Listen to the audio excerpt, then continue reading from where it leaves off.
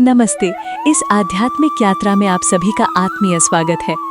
राम केवल एक नाम नहीं बल्कि इस ब्रह्मांड का छंद है। वो मर्यादा जो समंदर को अपनी हद में रखती है, वो धैर्य जो वनवास को भी उत्सव बना देता है। लेकिन आज जब हम रामनवमी मनाते हैं तो क्या हम उस मर्यादा पुरुषोत्तम को याद करते हैं या हमने अपनी सुविधा के लिए एक नया राम गढ़ लिया है? प्राचीन काल की साधना से लेकर वर्तमान की शक्ति प्रदर्शन तक राम के बदलते स्वरूप का वो रहस्य क्या है जिसे आज का इंसान समझ नहीं पा रहा? आइए सत्य की खोज करते हैं। प्राचीन काल के राम, आदर्श और मर्यादा, द डिवाइन एंकर। प्राचीन समय में रामनवमी केवल एक त्योहार नहीं बल्कि एक आत्मनिरीक्षण का दिन था।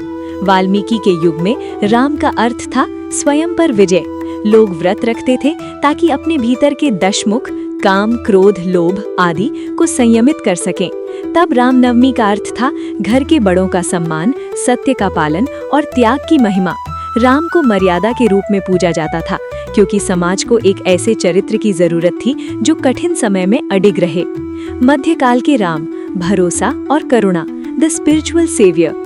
जब भारत बाहरी आक्रमणों और सामाजिक कुरीतियों से जूझ रहा था, तब तुलसीदास जी के राम आए। यहाँ राम भगवान बन गए जो शबरी के जूठे बेर खाते हैं और केवट को गले लगाते हैं। ये राम का वो स्वरूप था जिसने गिरे हुए समाज को उठाया। मध्यकाल में राम अहंकार तोड़ने वाले नहीं बल्कि टूटे हुए दिलों को जोड़ने वाले थे। वर्तमान के राम, सुविधाजनक और आक्रामक Ram, the convenient and aggressive Ram. यहाँ आकर कहानी सबसे ज्यादा झकझोर देने वाली हो जाती है। आज के स्मार्टफोन युग में राम का स्वरूप पूरी तरह बदल चुका है। आज रामनवमी का मतलब शक्ति प्रदर्शन हो गया है। ऊंचे डीजे, हाथ में शस्त्र और दूसरे को डराने वाले नारे।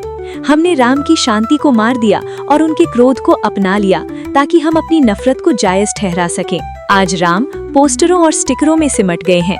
ये कड़वी सच्चाई है कि हमने राम को ईश्वर से घटाकर अपनी पहचान का हथियार बना लिया है। राम ने शत्रु यानी रावण का भी सम्मान किया और हम राम का नाम लेकर अपनों का अपमान करते हैं।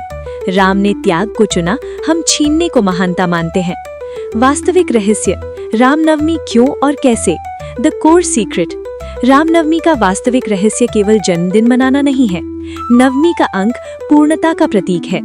शक्ति के 9 दिनों की उपासना के बाद राम का प्रकट होना ये बताता है कि बिना शक्ति यानी एनर्जी और साधना के मर्यादा यानी कैरेक्टर का जन्म नहीं ले सकती। राम का जन्म अयोध्या यानी जहाँ युद्ध न हो में हुआ।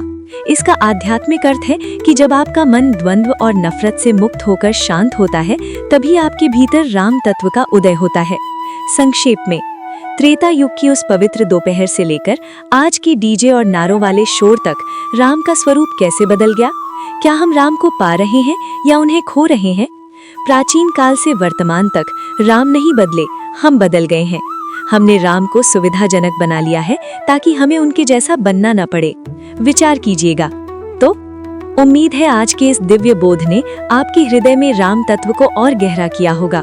यदि ये ज्ञान आपको सार्थक लगा हो तो इसे अपने प्रियजनों के साथ साझा करना न भूलें। इस यात्रा में हमारे साथ बने रहने के लिए आपका बहुत बहुत धन्यवाद। फिर मिलते हैं एक नए आध्यात्मिक और ज्ञानमयी विषय के साथ। तब तक के लिए अपना तथा अपने प्रियजनों का ख्याल रखिए। यहाँ दी गई जानकारी विभिन्न शास्त्रों, पुराणों, प्रामाणिक पुस्तकों, हिंदू दर्शन और लोक मान्यताओं पर आधारित है तथा सभी जानकारी सामान्य ज्ञान, शैक्षिक उद्देश्यों एवं सामान्य जागरूकता बढ़ाने के लिए है।